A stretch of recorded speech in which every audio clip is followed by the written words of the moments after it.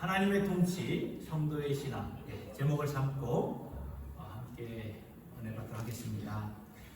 제가 신학교 다닐 때요, 제 필라델피아에서 신학교를 다녔는데 함께 룸메이트 했던 친구의 이름이 다니엘이었습니다. 데니엘, 그죠? 그 인도네시아 사람이었는데 참 신실한 친구였습니다. 지금은 다시 돌아가서 목회자가 되어서 그 지역에서 또 하나님의 사역을 잘 전달하는 성공하는 그런 귀한 종이 되었는데, 이 친구도 중학교 때 예수 믿고 교회를 다녔는데, 그래서 처음으로 성경을 보면서 다니엘이라는 이름이 있어서 깜짝 놀랐다고 말을 합니다. 성경에 내 이름이 있네. 그래서 특별히 관심을 보았던 말씀이 다니엘서였다고 저에게 그런 말을 하더라고요. 여러분, 다니엘서를 보면 1장부터 10장까지 있는데요, 1장부터 6장은 우리가 잘 아는 스토리가 있죠. 우리가 참 어렸을 때 주일학교 때부터 많이 듣고 또 성극으로도 이렇게 많이 보았고 또 우리 자녀들에게 또 가르쳐 주었던 말씀이 되죠. 포로로 잡혀간 10대 청소년이었던 다니엘이 처음부터 뜻을 정하여서 선을 긋고 믿음생활을 합니다. 그렇죠? 참 귀한 모습이에요. 그가 왕의 궁정에서 훈련을 받을 때 먹을 음식이 있고 먹지 못할 음식이 있고 딱 선을 긋고 자기의 그 faith, 믿음을 지키는 것을 봅니다. 그리고 그에게는, 다니엘에게는 세 친구가 있었죠. 사드락, 메삭, 아벤누고. 다니엘 3장을 보면 느부갓네살 왕이 큰 그 스태츄, 신상을 만들어 놓고 그 앞에서 절하라. 오늘날 이 북한에서도 그렇게 하죠. 그렇듯이 큰 신상을 놓고 그 앞에 절하라 라고 명령하는데, 이 다니엘의 세 친구 사드락, 메삭, 아벤누고는 우리는 그렇게 못한다. 하나님께만 우리가 절하지 다른 이에게는 절대로 절하지 못한다 하면서 끝까지 믿음을 지키고 선을 긋는 그 다니엘의 세 친구의 모습을 봅니다. 참 하나님께서 분명히 우리를 구하실 수도 있지만 그리 아니하실지라도, 우리가 순교를 당할지라도 우리는 우리의 믿음 지킨다, 참으로 귀한 모습이 아닐 수가 없습니다. 그리고 다니엘 6장에 가서는 다니엘이 이제 노년이 되었을 때 하나님 앞에 기도하는 모습이 또 나오지요. 다리오 왕이 이미 조서에다가 자신의 신 외에 다른 신에게 기도하는 자는 사자굴에 집어넣는다는 왕의 조서가 반포가 되었습니다. 이것은 법이었습니다. 절대로 어길 수 없는, 왕 자신도 그 법을, 조서를 바꿀 수 없는 법이었는데, 이러한 무시무시한 그런 법이 내려졌음에도 불구하고 다니엘이 항상 그랬듯이 창문을 열고 예루살렘을 향하여서, 그렇죠? 그 3번 기도하면서 나중에 그 기도함으로 말미암아 사자굴에 들어갔지만 하나님께서 그 사자들의 입을 막아주셔서 살아나온 이 다니엘의 스토리는 다니엘 1장부터 6장까지 있는 말씀입니다. 그런데요, 7장부터 12장까지의 말씀은 우리가 잘 몰라요. 우리가 이 성경 읽기를 하면 통독을 하면서 읽었어도 참 이해하기가 쉽지 않은 그런 말씀입니다. 다니엘 7장부터 12장까지의 말씀은 요한계시록의 말씀과 함께 성경 66권 중에 가장 해석하기가 어려운 그러한 말씀입니다. 오늘날 여러분, 이단들이요, 이런 말씀들을 엉뚱하게 해석하여서 성도들에게, 믿는 자들에게 공갈을 치고 협박하는 모습을 보게 됩니다. 이렇듯 이 말씀이 너무나 어렵기 때문에 우리가 읽으면서도 그냥 금방 이렇게 지나쳐버리는 말씀이 되는데, 이 말씀은요, 하나님이 장차 이후에 있을 예언의 말씀과 마지막 시대까지 주신 말씀이기 때문에 이 말씀을 읽을 때 깊이 생각하기가 참 부담스럽고, 그리고 설교를 할 때도 부담스러운 그런 말씀이어서 저 역시도 이 말씀을 읽을 때 다니엘서 7장부터 12장까지는 종말론 강해를 종말론 강해가 아니면은 거의 설교를 하지 않는 본문의 말씀이 됩니다. 그러나 지금 우리 교회가 신구약 말씀 전체를 놓고 한 챕터씩 그런 말씀을 전하고 있기 때문에 하나님이 이 다니엘의 전체적인 그런 메시지를 통해서 주시는 말씀이 무엇인가 묵상하게 되었습니다. 여러분 다니엘서 1장을 보시면요, 배경이 굉장히 백그라운드가 굉장히 이렇게 분명합니다. 기원전 605년도에 그러니까 유다 왕 여호야김이 3년째 되었을 때 바벨론 나라의 느부갓네살 왕이 예루살렘 그 유다를 3번 공격했는데 첫 번째 공격을 했던 그 해였습니다. 그때 여호야김 왕이 느부갓네살 그 왕 밑에 무릎을 꿇지요. 전에는 애굽과 동맹을 맺었지만 애굽의 세력이 약해지면서 여호야김의 마음이 바뀌어집니다. 우리가 이 느부갓네살 이 바벨론 나라에 무릎을 꿇어야 우리가 살 수 있겠구나. 그래가지고 목숨은 건졌지만 그때 느부갓네살 왕은 예루살렘과 왕궁과 성전에 있는 금과 은으로 만들어진 귀한 그런 그릇들이며 유다 백성들 중에 유능한 사람들이며 그리고 왕궁의 소년들 중에 특별히 왕궁에서 섬길 수 있는 자들을 뽑아서 다 이렇게 포로로 데려갔던 것입니다. 그 중에 다니엘과 세 친구들도 포로로 잡혀갔던 거예요. 자, 이 말씀을 통해 하나님이 주시고자 하는 예언과 그 종말에 그 대한 말씀은 명확합니다. 그것은 바로 오늘 설교의 제목처럼 하나님이 통치하신다는 그 말씀입니다. 모든 인류의 역사가 갑자기 바벨론 나라가 일어나니까 유대 나라가 굉장히 당황하면서 그 바벨론 나라로 말미암아 예루살렘이 함락되고 성전이 무너지니까 너무나 슬퍼했지만 이것은요 하나님이 통치하시는 가운데 허락하신 일이라는 것입니다. 그러니까 다니엘의 말씀은 바벨론 나라 이후에 무슨 나라가 있을 것이고 마지막 시대에는 무슨 일이 있을 것이고 이것을 우리에게 알려주신 이유는 무엇인가? 하나님이 통치하신다는 것입니다. 오늘 하나님의 통치 밑에 살고 있는 저와 여러분들 역시 그러면 우리도 이러한 가운데 두려워하지 마시고 통치하시는 하나님을 바라보며 하나님께 충성하라. 이것이 다니엘서에서 주시고자 하는 메시지가 됩니다. 여러분 하나님의 통치에 대해 하나님께서는 다니엘서 2장부터 명확한 말씀을 우리에게 주시고 있죠. 그 다니엘서 2장에 무슨 말씀이 있었는가 보니까 바벨론 나라의 신과 같은 느부갓네살 왕이 어느 날 꿈을 꾸게 되죠. 그런데 그 꿈이 기억이 안 나는 거예요. 우리도 그럴 때 있잖아요. 잠자다가 꿈을 꿨는데 기억이 안 날 때가 있잖아요. 꿈을 꿨는데 이게 날듯 말듯, 그렇죠? 그러니까 기억이 안 나니까 마음이 이렇게 불안한 거예요. 이 꿈이 분명 무슨 징조를 말해주는 것 같은데 그 꿈의 내용이 기억이 안 나는 거예요. 그래가지고 이 느부갓네살 왕이 자기 나라의 안에 있는 모든 박사들과 설교들, 이 모든 이 철학자들을 불렀지만 아무도 왕이 꾼 꿈을 해석할 수가 없는 것입니다. 그렇지요. 그 꿈의 내용 자체를 모르는데 어떻게 꿈을 해석할 수 있겠습니까? 그러니까 이 느부갓네살 왕이 홧김에 그렇죠? 사람들을 막 죽이기 시작합니다. 이때 다니엘이 왕 앞으로 나오죠. 하나님께서 다니엘에게 특별한 은혜를 지혜를 주셨기 때문입니다. 그러면서 말하죠. 왕이요 꿈의 해석은 사람에게 있는 것이 아니라 하나님에게 있습니다. 하면서 왕이 꾸었던 꿈에 대해 말하였는데 그 내용이 다니엘서 2장에서 나오는 거죠.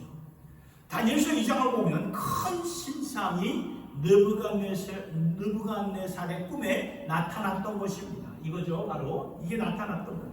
그런데 그 큰 신상이 어떠한 모습으로 만들어졌는가 보니까 얼굴은 금으로 만들어졌고 어깨와 가슴으로는 은으로 만들어졌고 이 배에서부터 엉덩이까지는 노수로 만들어졌고 그리고 다리는 철로 만들어졌고 발은 철과 흙이 섞인 모습의 신상을 말해준 것입니다. 그런데 그 신상의 모습이 무엇인가 보니까 이제 바벨론 나라로부터 이어질 나라에 대해 하나님이 미리 아시고 알려주시는 메시지였죠. 그래서 금으로 만들어진 얼굴은 바로 바벨론 나라를 가리켰던 것이죠. 그래서 승군과 같은 그러한 부귀 영화를 너희들이 바벨론 나라가 누리고 있지만 이 나라도 언젠가는 없어질 것이다. 그리고 그 다음에 나타나는 그러한 은으로 만든 그러한 어깨와 가슴은 메대 페르시아가 되는데, 이 페르시아가 바벨론을 물리치지만 그 나라도 언젠가는 없어질 것이다. 끝날 것이다. 그리고 그 다음에 노시였던 헬라 나라가 페르시아를 물리치고, 그리고 철이었던 로마가 모든 것을 짓밟는 그런 나라가 될 것이라고 다니엘이 왕의 그 꿈을 해석해 주었던 것이죠. 이때 느부갓네살 왕이 다니엘 앞에 무릎을 꿇죠. 그러면서 다니엘이 섬기는 하나님이 진짜 하나님이구나. 그 순간에는 이 느부갓네살 왕이 하나님을 인정했어요. 인정했지만 시간이 지나면서 그 하나님을 또 잊고 말죠. 그러면서 모든 영광을 자신에게 돌렸을 때 하나님이 그를 치십니다. 이것이 다니엘서 4장에 나오는데, 그래서 한동안 느부갓네살 왕이 정신을 잃어버리죠. 그리고 짐승처럼 살다가 나중에 하늘을 우러러 온 우주 만물을 다스리시는 하나님을 그의 입술로 인정했을 때 그 나갔던 정신이 돌아오면서 고백한 내용이 오늘 우리가 함께 읽었던 본문의 말씀이 되는 것입니다. 여러분, 이 말씀을 한번 보세요. 오늘 우리가 함께 읽은 말씀. 기한이 참에 느부갓네살이 내가 하늘을 우러보니 총명이라는 것은 정신을 말하는 것입니다. 정신이 다시 내게로 돌아와서 이에 지극히 높으신 하나님께 감사와 찬양과 경배를 드렸다. 그 권세는 영원한 권세요, 그 나라는 대대에 이르리로다. 여러분, 이 고백이 느부갓네살 왕의 입에서 나왔다는 이것이 굉장히 의미심장한 말씀이에요. 여러분 생각해 보세요. 이 고백이 만일 다니엘의 입에서 나왔거나 하나님을 믿는 백성들의 입에서 나왔다면 이해가 돼요. 그러나 전혀 하나님을 인정하지도 않고 스스로 나는 신이다 라고 말했던 느부갓네살의 왕의 입에서 만유의 주가 되시는 왕이 계시는구나, 하나님을 인정하며 그에게 경배를 드렸을 때 이것이 바로 하나님이 통치하시는 거예요. 하나님이 통치해요. 그리고 다니엘서 7장부터 12장까지는 이제 앞으로 있을 일에 대해서 다니엘과 하나님의 백성들을 위해서 주신 말씀이에요. 그래서 그들에게 바벨론뿐만 아니라 그 후에 이러한 나라가 올 것이다. 그 후에 또 이러한 나라가 올 것이고, 다니엘 2장에서 아까 보였던 그 신상의 그 나라들이 이미 보여준 것을 다니엘서 7장부터 12장까지는 좀 더 구체적으로 보여주시면서 이때 하나님의 백성들에게 임할 어려움과 환난과 혼란이 있지만 하나님의 메시지는 이것이 하나님의 통치 가운데 주권 아래 있는 일이기 때문에 너희들 두려워하지 마라. 지금 너희들 바벨론 때문에 예루살렘이 무너진 것으로 인하여 힘드냐? 나중에는 헬라 왕국을 통해서 예루살렘 성전이 재건되었을 그 성전이 가증되게 된 것으로 더럽히는 일들이 있을 것이다. 그러니 너희들 다 볼 수 없고 다 이해하지 못할지라도 이렇게 미리 말해주는 것은 그때가 되어서 두려워하지 말고 도리어 그럴지라도 하나님을 경배하고 충성하여라. 이 모든 것이 하나님의 주권 아래 이루어진 것을 바라보면서 주어진 자리에서 하나님을 섬기고 주어진 사회에서 충실하게 살라고 말씀은 증거하고 있는 것입니다. 여러분, 다니엘이 이런 삶을 살았던 것입니다. 그가 비록 바벨론으로 잡혀왔지만 하나님이 다니엘을 정치인으로 세워주셔서 그때 모든 사람들이 하나님을 부인하였고 느부갓네살 왕도 자신이 신이라고 말했을 때 다니엘만큼은 아니요, 왕은 신이 아니고 그 위에 계신 하나님이 참 신입니다. 이렇게 하나님을 선포하면서 자신에게 주어진 그 사역, 신하로서 충성을 다했던 다니엘의 모습을 보여주셨고, 그리고 그의 친구들 사드락, 메삭, 아벳느고도 목숨을 걸고 신앙 지키면서 그 자리에서 충성된 모습을 보여주면서 이렇게 사는 것이라고 말씀하셨던 것입니다. 그렇죠. 삶 가운데 혼란스럽고 어렵고 힘들 때 우리의 마음은 두려울 수밖에 없습니다. 유대 백성들도 마찬가지가 아니었겠습니까? 바벨론이 갑자기 일어났고 또 갑자기 헬라 나라가 와서 성전을 가증되게 만들어 버렸고 얼마나 두렵고 떨리고 낙심이 되었겠습니까? 놀랄 수밖에 없죠. 그러나 하나님은 우리에게 너희들 놀리지 마라, 두려워하지 마라. 하나님을 그럴지라도 하나님을 끝까지 신뢰하고 충성하며 하나님께서 허락하신 그 자리에서 충성하여 내가 너희를 도와줄 것이다. 여러분, 다니엘이 바벨론으로 잡혀간 포로였지만요, 하나님 도우셨잖아요. 도우시니까 왕 다음으로 중요한 자리까지 올라가지 않았습니다.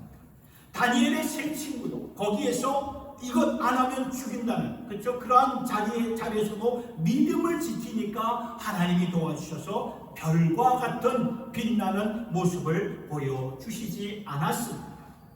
여러분, 다니엘과 세 친구들은요, 주님을 위해서 순교당할 각오도 갖고 살았던 자들이었습니다. 하나님께서 충분히 나를 도우시고 나를 살려주실 분이다 라고 믿고 살았지만 그리 아니하실지라 나는 내 믿음 지키다가 죽으리라.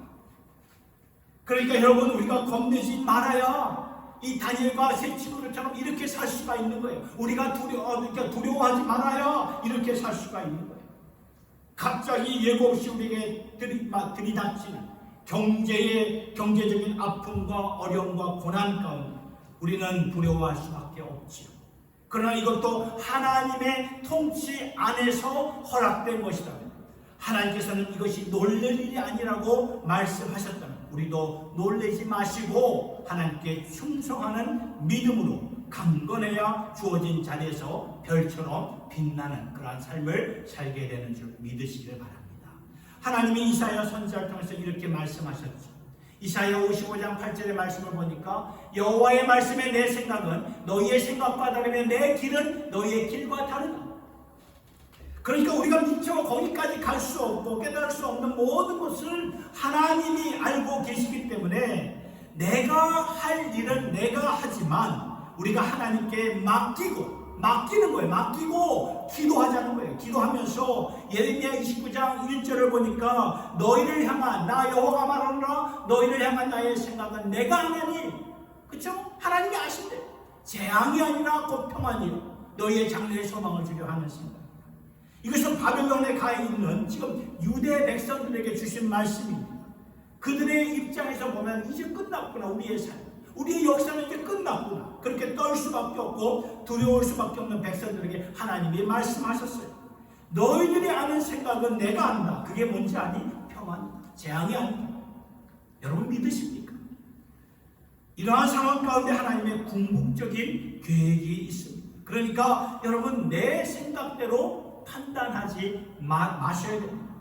하나님을 바라보시기 바랍니다. 하나님을 의지하시기 바랍니다. 다니엘처럼 기도하시기 바랍니다. 그리고 주어진 자리에서 강건하시고 주어진 자리에서 내가 비즈니스 사람이면 비즈니스 사람답게, 직장인이면 직장인답게, 선생이면 선생답게, 학생이면 학생답게 최선을 다하면서 하나님의 영광을 위해서 살아가면 하나님이 도와주신다는 것입니다. 그러나 혹 이때에 하나님이 도와주시기보다는 더욱더 정결하게 되어라, 도움보다는 더욱더 너희를 무장되어야 된다 하면서 어려움을, 삶 가운데 어려움을, 여러 가지 어려움을 이렇게 허락하신다면 여러분 그때요 우리가 이런 마음을 가져, 하나님이 나를 전문같이 만들어 주시려고 이러한 고난을 주시는 것입니다. 깨닫고 믿음으로 충성할 수 있기를 예수님의 이름으로 축원합니다. 그래서 저는요 오늘 본문을 선택한 말씀이 이 느부갓네살 왕의 입을 통해서 고백한 하나님의 통치였다. 두 번째 말씀은 다니엘서 7장에서 장차 일어날 예언의 말씀인 그 7장 21절 22절의 말씀입니다. 우리 같이 한번 읽도록 하겠습니다. 시작. 내가 본즉 이 뿔이 성도들과 더불어 싸워 그들에게 이겼더니 옛적부터 항상 계신 이가 와서 지극히 높으신 이의 성도들을 위하여 원한을 풀어주셨고 때가 이름에 성도들이 나라를 얻었더라. 자, 여러분 21절을 다시 보세요. 그 보면 이 말씀은 장차 일어날 일에 대해 하나님께서 예언해 주시는 말씀인데, 그러면서 성도들이 이렇게 혼탁하고 어려운 세상 가운데 살다가 마지막 때에 무슨 일이 있는가 하면은 이 7절의 말씀을 보니까 내가 본즉 이 뿔은 바로 적 그리스도를 가리키는 것입니다. 악한 사탄 마귀를 가리키는 거예요. 이 뿔이 성도들과 싸워 이겼더니 사단이 이겼대요. 그쪽 성도들을 이길 때가 있다는 거예요. 여러분 오늘날 북한을 보시고 중국을 보시고 그 중동을 보시기 바랍니다. 성도들이 그곳에 있는 성도들이 큰 핍박을 받고 있고 때때로 그러나 하나님께서 이러한 일들을 허락하실 때가 있다는 거예요. 그런데 22절을 보면 옛적부터 항상 계신 이가 누구죠? 옛적부터 항상 계신 이가 누구를 가리키는 겁니까? 하나님을 가리키는 하나님이에요. 하나님이 와서 지극히 높으신 이의 성도들을 위하여 원한을 풀어주셨고 때가 이름에 성도들이 나라를 얻었도다. 나라를 얻었다는 것은 모든 것을 얻었다는 말이에요. 승리했다는 그 말씀입니다. 궁극적으로 승리가 약속이 되어 있으니까 한때 이러한 일이 있을지라도 사단이 너희를 공격해서 너희를 무게 막 쓰러뜨릴지라도 그래도 이 승리는 우리에게 이러한 승리가 우리에게 주어졌기 때문에 이러한 일이 있을지라도 두려워하지 마라. 두려워하지 말고 이 고난을 통해서 하나님께 영광을 돌려라. 승리는 우리에게 주어진 것이다 하면서 하나님의 통치 밑에 우리의 충성을 강조하고 있는 것입니다. 그래서 저는 여러분들과 나누고 싶은 말씀이에요. 지금 오늘의 시국이 얼마나 힘듭니까? 하나님이 이 미국뿐입니까? 온 세계가 경제가 지금 안 돌아가고 이게 잘 안 돌아가지고 얼마나 힘든지 모릅니다. 그러니까 하나님이 경제를 가지고 흔드실 때는 우리 모두가 이렇게 경각심을 좀 가져야 됩니다. 경제가 흔들면 삶 자체가 다 흔들립니다. 그래서 하나님이 오늘 우리 안에 경각심을 울려주시는 거예요. 이러한 일들이 우리의 시국이 되었고 우리의 현실이 되었을 때 이것도 하나님이 허락하신 것이고 이것도 하나님의 통치 가운데서 허락하신 환경과 어려움이 있다면 여기에 대한 중요한 영적 교훈 세 가지를 보게 됩니다. 첫 번째 있습니다. 하나님의 통치 가운데 허락된 고난이라면 정한 기한이 있다, 리밋이 있다는 거예요. 데드라인이 있다는 말이에요. 이것이 다니엘서 전체를 통해서 특별히 7장부터 10장을 통해서 우리에게 주시고자 하는 명확한 말씀의 메시지가 됩니다. 정한 기한이 있다. 뭘 말합니까? 바벨론에게 포로 생활도 정한 기한이 있다는 거예요. 바벨론도 한때 세워졌다가 기한이 되니까 그 나라가 없어지잖아요. 지금 여러분 바벨론이라는 나라 세계 지도에 있습니까? 없어요. 없어졌어요. 역사에만 있는 것이지 오늘날 사라져 버렸습니다. 페르시아도 마찬가지죠. 한때 세워졌지만 정한 기한이 있었고 헬라 나라도 마찬가지고 그리고 그 헬라 나라가 일어나서 예루살렘 성전을 더럽혔지만 그것도 잠깐이었어요. 로마 시대 온 세계를 짓밟았던 그런 로마 시대였지만 로마도 기한이 있었고 그 다음에 게르만 정권도 정한 기한이 있었고 그 다음에 징기스칸의 그런 왕국도 정한 기한이 있었고 소련도 정한 기한이 있었어요. 지금 소련 지도에서 없어지지 않았습니다. 기한이에요. 기한. 리밋이라는 거죠. 끝났습니다. 오늘날 이 미국도 중국도 기한이 있습니다. 영원히 forever 이 나라가 가는 게 아닙니다.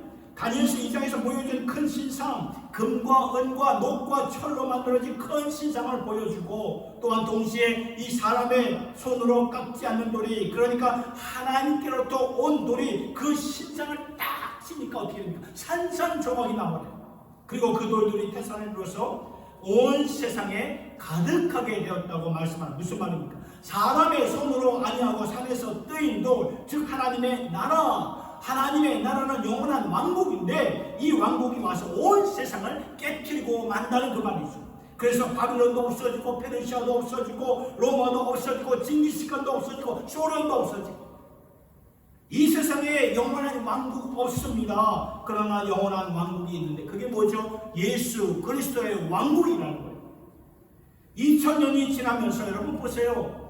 예수를 믿는 교회들을 얼마나 핍박하고 없애려고 그렇게 발악을 했습니까? 그러나 도리어 교회는 왕성하지 않았습니까? 끝까지 가는 것입니다. 이것이 하나님의 예언이고 하나님의 통치라는 것입니다. 그러니까 장차 우리에게 주어질 승리가 있고 다른 모든 것은 정한 기한이 있다는 거예요. 정한 기한을 여러분 믿음으로 바라보시고 소망으로 인내하라 그 말씀입니다. 그래서 여러분 아무리 삶 가운데 힘들고 어려워도 소망으로 믿음으로 인내하실 수 있기를 예수님의 이름으로 축원합니다. 두 번째 하나님의 통치 가운데 허락된 고난이라면 우리를 깨끗게 하시려고 허락하신 것임을 여러분 믿으시기 바랍니다. 여러분 다니엘서를 보면 특별히 여러 환난과 고난과 아픔이 있을 때 하나님께서요 반복적으로 주시는 말씀이 있는데 너희를 깨끗게 하리라 너희를 새롭게 준비하겠다. 이런 말씀 계속 다니엘서를 통해서 이렇게 들려지고 있어요. 우리를 순금처럼 만드시려는 하나님의 계획이 있다는 거예요. 오늘 우리에게도 어려움이 있죠. 어려움이 있다면은 어려움을 통해서 깨끗하게 하시려고 순금처럼 만드시려는 과정을 우리가 볼 수 있어야 된다는 것입니다. 여러분 우리의 삶에 어려움이 있어야 우리가 정금처럼 된다는 거 아시나요? 어려움이 있어야 돼요. 그냥 우리의 믿음 생활 막연하게 물 흐르듯 막연하게 하면서 정금처럼 된다는 거 그 환상이에요. 환상. 절대로 되지 않습니다. 여러분 애벌레가 그렇죠? 테라필러가 고치를 뚫고 나와야 그렇죠? 누에 고치를 뚫고 나와요. 뭐가 되죠? 마침내 나비가 되죠. 버터플라이가 되지 않습니까? 이 고치를 뚫고 나오는 과정이 안쓰럽다고 해서 칼이나 가위를 가지고 고치를 자르면 그 애벌레는 평생 버러지로 남아있다가 죽죠. 날개가 안 생깁니다. 날개가 생기는 것은 막 이 고치를 뚫고 나오는 과정 가운데 용을 쓰는 가운데 그 안에서 액체가 나오면서 날개가 펴지고 나비가 되는 것이지요. 이처럼 하나님이요 오늘 우리를 보실 때에 날아야 되는데 날지를 못한다는 거예요. 믿음으로 날지를 못한다는 거예요. 주님의 별처럼 이 세상에서 빛나지를 못한다는 것입니다. 그래서 때때로 어려움을 고난을 당신의 백성들에게 허락하신다는 거죠. 깨끗게 하시고 정결케 하시고. 그러니까 오늘날 우리에게 어려움을 허락하셨다면 기도하면서 주님 앞에 무릎을 꿇으시기 바랍니다. 겸비하여 주님의 얼굴을 찾으시고 악한 길에서 떠나시고 그러면 우리를 불러주시고 그러면 우리는 두려워하지 않게 되고 하나님의 선한 그 목적을 발견하게 된다는 것입니다. 우리 모두 하나님의 뜻 앞에 내 자신을 돌아보며 기도하며 스스로 낮아지며 하나님의 얼굴을 찾으며 주님 앞에 나올 수 있는 저와 여러분 모두가 되실 수 있기를 예수님의 이름으로 축원합니다. 셋째로 하나님의 통치 가운데 허락된 고난이라면 충성으로 우리를 증명할 수 있는 기회가 주어졌다는 것을 여러분 마음판에 새기시기 바랍니다. 여러분 북쪽의 이스라엘과 남쪽의 유다가 이 아수르라는 나라와 바벨론이라는 나라를 통해서 멸망하지 않고 그대로 갔다면은 이 세상에서 저들의 하나님의 영광을 드러내지 못하는 그런 백성이 되었을 것 같아요. 그러나 이러한 어려움을 허락하셔서 다니엘과 세 친구들이 별처럼 빛날 수 있는 기회가 주어졌지요. 하나님의 백성들이 다시 살 수 있는 기회가 주었어요. 이민교회, 한국교회가 다시 살 수 있는 기회가 주어졌습니다. 여러분 기회입니다. 찬스입니다. 오퍼튜니티입니다. 그런데 이 기회를 어떻게 받아들여야 하냐 하면은 충성을 보일 수 있는 기회라고 우리가 생각을 하셔야 된다. 여러분 믿음은 뭐예요? 충성입니다. 충성. 다니엘의 세 친구들이 선을 걷죠. 라인을 걷고 내가 죽을지라도 내 믿음 내가 지킨다. 여러분 믿음은 증명되어야 합니다.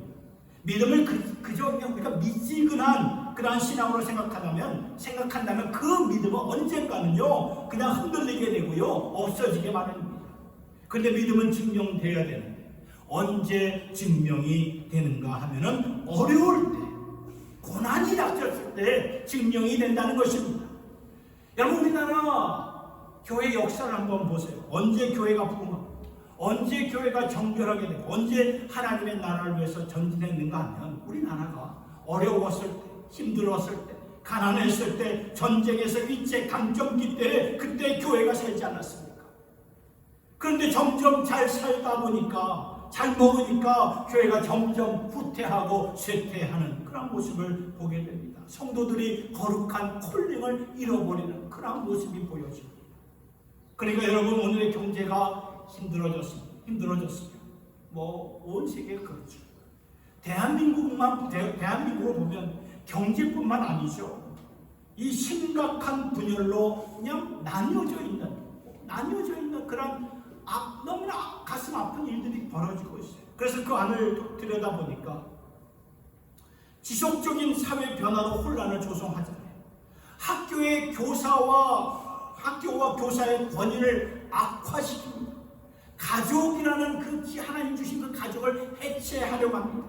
아이들에게 그런 동성애 교육을 배우게 하죠. 교회를 해체하려고 얼마나 애쓰려고 하는지 모릅니다.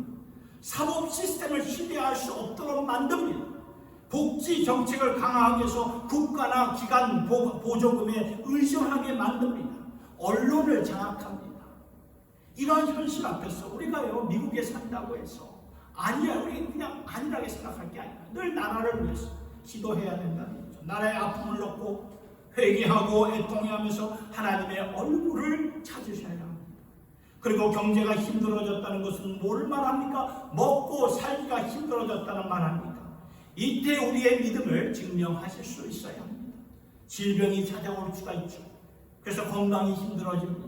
가정이 어려워지고 자녀들이 힘들어합니다. 이때 우리의 믿음을 증명하셔야 합니다. 이것이 진짜 믿음이에요. 이것이 진짜 믿음이기 때문에 그 믿음을 우리가 붙잡고 나갈 때에 하나님의 새로운 능력과 평안을 누리게 되고 세상을 이길 수 있는 믿음으로 거듭나게 된다는 것입니다. 그래서 예수님께서요, 오죽하셨으면 누가복음 18장 8절을 통해서 이렇게 말씀하셨나요? 인자가 다시 올 때 세상에서 믿음을 보게 된다. 왜냐하면 이 믿음이 증명되지 않았기 때문에 예수님이 이 말씀을 하시는 거예요. 다 흔들리고 있기 때문에. 그래서 오늘 이때 우리의 믿음을 강건하게 만들어 가야 합니다. 이때 풀리지 않는, 살다 보면 풀리지 않는 회의가 있잖아요. 질문이 있잖아요. 그때 우리의 믿음을 지키며 살아가셔야 합니다. 하나님, 왜 이거 안 들어주시나요? 왜 이거 응답 안 해주시나요? 여러분, 다니엘은요, 일평생 죽는 날까지 그 유대 땅에 돌아가지 못했어요. 70년 동안 하나님의 약속을 붙잡으면서 예루살렘을 향해 창문을 열고 기도를 했던 다니엘이었지만, 다니엘이 자기 나라로 귀국했다는 말 성경 말씀에 없습니다. 바벨론에서 포로로 잡혀서 거기서 살다가 거기서 죽고 맙니다. 그러니까 이게 뭐냐면은 하나님의 약속을 받았지만 그 약속이 내가 생각하는데 현실로 이루어지지 않을 수가 있다는 그 말씀입니다. 그러나 약속은 반드시 이루어집니다. 여러분, 다니엘이 그 유대 나라로 본토로 못 돌아갔다고 해서 하나님의 약속이 안 이루어졌습니까? 아니죠. 이루어지지 않았습니까? 그러니까 내가 생각하고 내가 살고 있는 오늘의 현실에서 이루어지지 않을지라도 하나님은 선하신 분이다. 나 때에 이루어지지 않으면 하나님은 내 자손들을 통해서, 내 후손, 내 다음 세대를 통해서 역사하시는 분이시다 라는 것을 우리가 인지하면서 살아가셔야 된다는 거죠. 사랑하는 성도 여러분, 어려울 때 믿음을 보이시고 어려울 때 더욱더 주님 앞에 더 가까이 나오시기 바랍니다. 어려울 때입니다. 어려울 때 소망을 갖고 기도하면서 승리하셔야 합니다. 그러면 다니엘 마지막 12장에서 거기에서 보여주는 말씀, 하늘의 별과 같이 빛나는 사람들로 하나님께서 저와 여러분들을 세워주시는 줄 믿으시기를 바랍니다.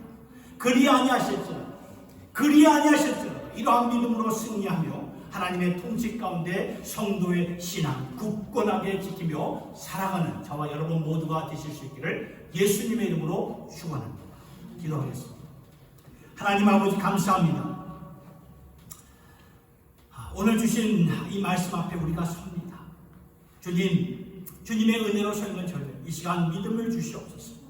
뒤돌아서지 말게 하옵소서. 선을 긋고 내가 지킬 자리 지키게 하여 주시옵소서. 그리 아니하실지라도 하나님을 믿게 하여 주시옵소서. 하나님, 그리하여 세상이 감당하지 못하는 세상에서 별처럼 빛나는 그 믿음 소유하는 저희들 모두가 되게 하여 주시옵소서. 아버지, 시국이 어렵습니다. 경제가 어렵습니다. 그런데 이것도 하나님이 허락하시는 통치 아래에 있는 것입니다. 우리가 믿음으로 받아들이게 하여 주시옵소서. 흔들리지 않고 두려워하지 않겠습니다. 하나님의 궁극적인 선하심을 믿고 나아가겠습니다. 그리고 믿음 지키겠습니다. 기도하겠습니다. 주님 앞에 나오겠습니다. 주님의 얼굴을 찾겠습니다. 하나님, 역사하여 주시옵소서. 이 믿음으로 살게 하옵소서. 예수님의 이름으로 기도드리옵나이다.